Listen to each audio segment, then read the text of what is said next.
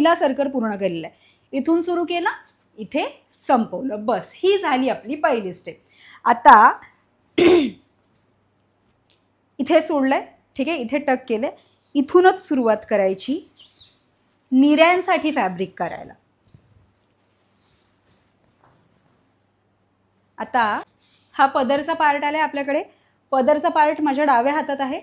डाव्या हातानीच डाव्या हातातला फॅब्रिक मी उजव्या हातात दिलाय, ठीक आहे, मागून घेऊन, आणि त्याला असा असा पुढे घेतला. ओके.